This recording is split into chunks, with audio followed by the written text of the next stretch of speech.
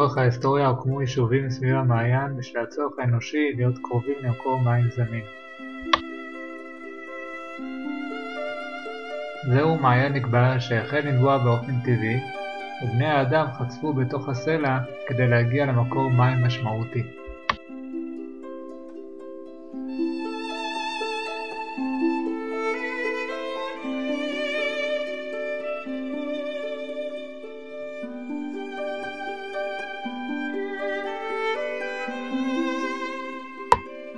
הנקבה נחצבה בגובה של כ-50 סנטימטר ובעומק של כ-30 מטר מתחת למסגד.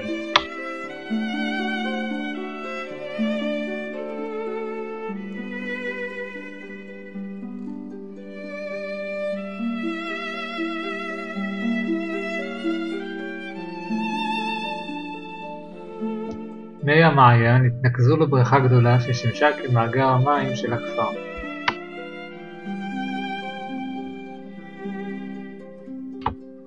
בכפר התפתחו שני סוגים של חקלאות, האחד גידולי שלחים הצורכים מים על בסיס קבוע, בעיקר ירקות, שניזונו מבריכת המאגר.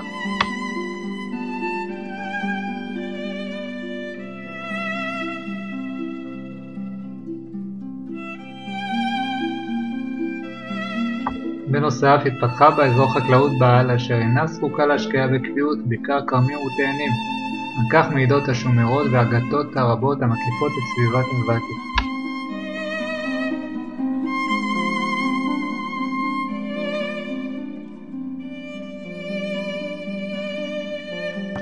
לפי המסורת הנוצרית, כאן בקשה מרים אמו של ישו את בת דודתה אלישבע, שהייתה אמו של יוחנן המטביל, כששתיהן היו בהיריון.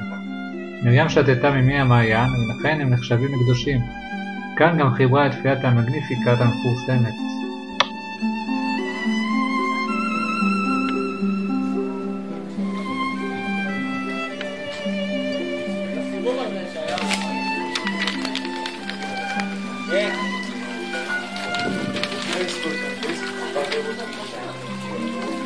Gracias.